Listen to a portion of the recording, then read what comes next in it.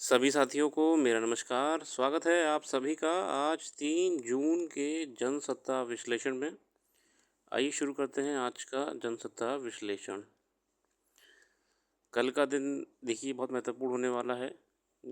Counting होगी votes की, तो देखते हैं कौन जीतेगा, क्या परिणाम आने वाले हैं। प्रथम पे हम चीज़ छोड़ के अपना प्रथम पृष्ठ को छोड़ के संपादकीय पे आते हैं और संपादकीय पे आज बात करिए वास्तविक जीवन बनाम आभासी रिश्ते।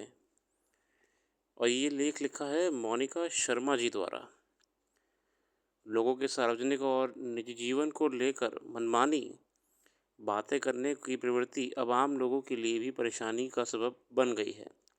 हमारे सामाजिक पारिवारिक परिवेश में किसी व्यक्ति के गलत या सही विचार व्यवहार को लेकर टीका टिप्पणी करने की आदत सदा से जीवन को दूभर कर देती रही है।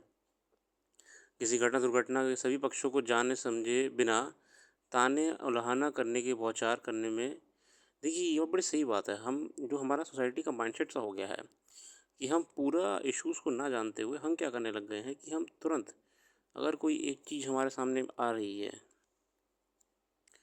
अगर कोई एक चीज़ हमारे सामने आ रही है तो हम उस चीज़ का तुरंत अपने हिसाब से पॉइंट ऑफ व्यू बना के क्रिटिसिज्म करना शुरू कर देते हैं।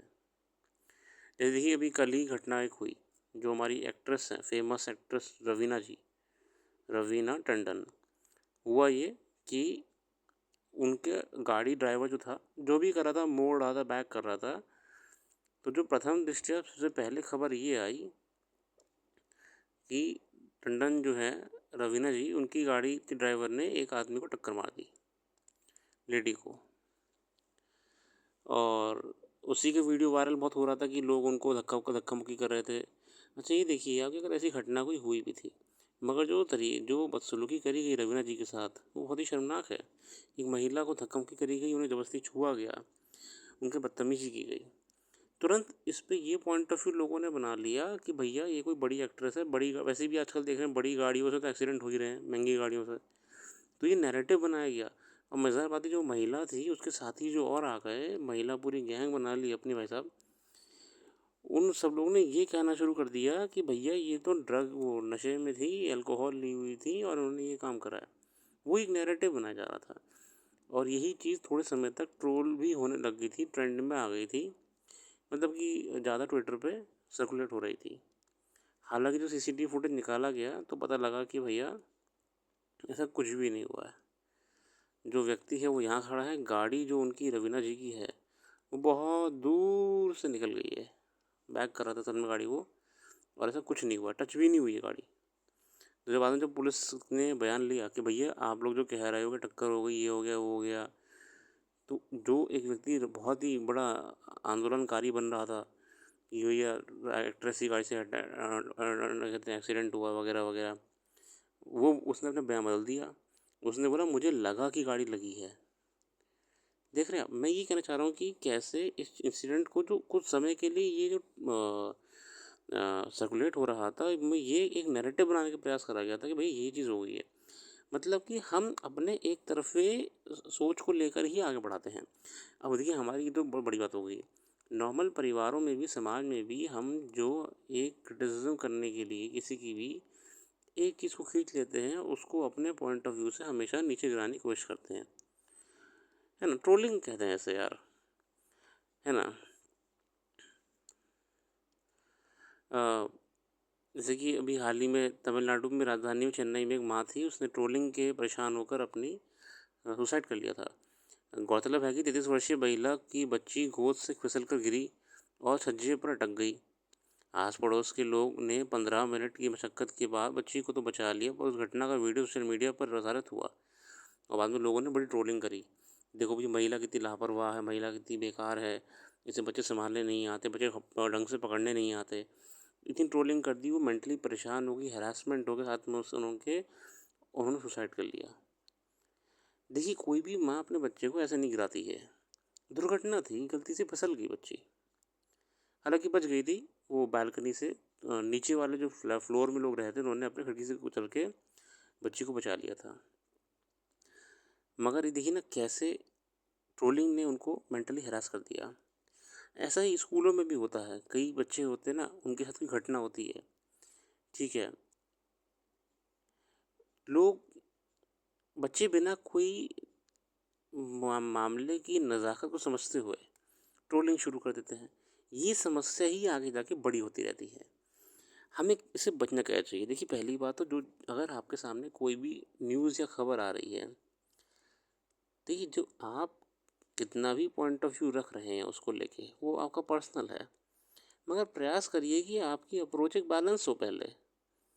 अगर हमारी अप्रोच एक बैलेंस अप्रोच हो चीज़ों को लेकर, अगर रैशनल अप्रोच होगी, तो वो हमारे व्यवहार में भी देखी जाएगी और वही चीज़ हमारे आगे जाके हमारी हरकतों में नज़र आएगी। यही चीज़ की कमी हो गई है समाज में इस समय, है ना। ट्रोलिंग इसीलिए, देखिए ट्रोलिंग क्या है, किसी के बारे में गलत कहना, किसी के बारे में नेगेटिव बातें फैलाना बहुत आसान है। इसलिए ट्रोलिंग करना बहुत आसान होता है, किसी की भी ट्रोलिंग करना आसान होता है। अब ना किसी के दुख को समझने का भाव दिखता है और ना ही सहज स्थितियों से सामने आए किसी सुखद परिणाम की स्वीकार्यता, जिसकी चलते अर्थहीन कहासुनी का परिणाम किसी का जीवन छीन लेने का भाव परिस्थितियाँ बना रहा है। दरअसल ऑनलाइन चर्चाओं का सार्थक भाव कहीं खो गया है। देखिए, ऑनलाइन तो बिल्कुल देखने बकवास हो चुका है ना।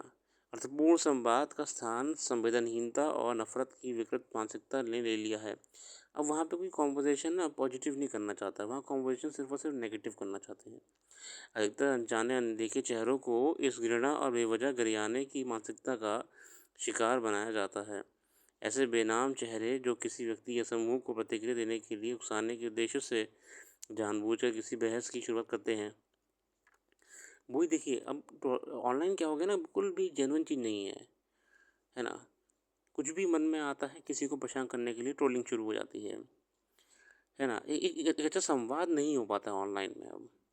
अध्ययन बताते हैं कि उम्र में नाजुक मोड़ पर खड़े किशोरी में बढ़ती आत्महत्या के मामले से ट्रोलिंग और ऑनलाइन नकारात्मकता का गहरा संबंध है। कुछ समय पहले उज्जैन की 16 वर्षीय सोशल मीडिया इन्फ्लुएंसर ने भी ट्रोलिंग से परेशान होकर खुदकुशी कर ली थी। महिलाओं ने को तो हर बात में ही ट्रोलिंग का शिकार बना दिया जाता है। कभी शारीरिक बनावट को लेकर तानेबाजी की जाती है, तो कभी किसी स्त्री के विचारों को लेकर उल्हाने दिए जाते हैं। कुल मिलाकर आभासी उत्पीड़न का ये घेरा निशाने पर आए इंसान की को बेचैन करने वाला वातावरण बना देता है। नहीं करना चाहिए ऐसा किसी के साथ भी, मगर क्या करें, समाज ऐसा होता जा रहा है। और वैसे भी किसी के बारे में नेगेटिव कहना आसान ही होता है, किसी का मजाक बनाना तो और आसान होता है। हमको बचना चाहिए इन चीज़ों से, तभी हमें मैच्योरिटी दिखाई दे जाएगी। अगला लेख गर्मी जो बढ़ा प्रकोप है उसको लेके मैं इसमें नहीं जाऊँगा। हम जानते हैं गर्मी हो ही रही है आजकल। और लोकतंत्र के लिए लोकसभा के लिए 7 चरणों में हुए मतदान लगभग सहज तरीके से संपन्न हो गए। इस तरह लोकतंत्र के पर्व का ये आयोजन पूरा हुआ और इसके साथ सभी उम्मीदवारों की किस्मत मतों की गिनती तक चुनाव आयोग के संरक्षण में रहेगी। अब देखिए, अब काउंटिंग होगी, उसमें पता लगेगा कौन कहाँ से जीत रहा है। गौरतलब है कि इस चुनाव में राजनीतिक दलों की मुख्य रूप से 2 ध्रुव बन गए, राष्ट्रीय जनतांत्रिक गठबंधन और इसमें शामिल दलों का नेतृत्व जहां भाजपा कर रही है, वही विपक्षी गठबंधन इंडिया और उसमें शामिल दलों का नेतृत्व कांग्रेस कर रही है। आने वाले समय में परिणामों को देखते हुए देश के वोटर का रुख पता लग जाएगा और वो क्या चाह रहा है अपने आने वाली सरकार से। आगे देखते हैं। बाकी जो भी करंट अफेयर्स यहाँ पे हमने डिस्कस नहीं करी, आपको हमारी वेबसाइट पे मिल जाएगी, आप जाके देख लीजिएगा एक बार। डिस्क्रिप्शन में लिंक मौजूद है। आज हमने असल में बात करी है अर्बन हीट आइलैंड्स के बारे में, और वेबसाइट पर उसका ब्लॉग दिया हुआ है। Urban heat islands, urban heat, और जो भी अपडेट्स होती है ना वेबसाइट पर जल्दी मिल जाती हैं, आप देख लीजिएगा। अर्बन हीट आइलैंड पर हमने ब्लॉग लिखा, पढ़िएगा उसको एक बार। खेल जगत की खबरों में देखिए भी तो पैरिस ओलंपिक की क्वालिफायर चल ही रहे हैं। अमित पंघाल और जैस्मीन ने ओलंपिक कोटा पक्का किया है मुक्केबाजी में बेसिकली, और बोपन्ना और एबडन की जोड़ी फ्रांस ओपन टूर्नामेंट में दूसरे दौर में पहुंच चुकी है। इसके अलावा कुछ खास नहीं है। आज के लिए रखते हैं। अपना कीमती समय देने के लिए बहुत बहुत धन्यवाद। आप सबका दिन शुभ हो, खुश रहिए, मस्त रहिए।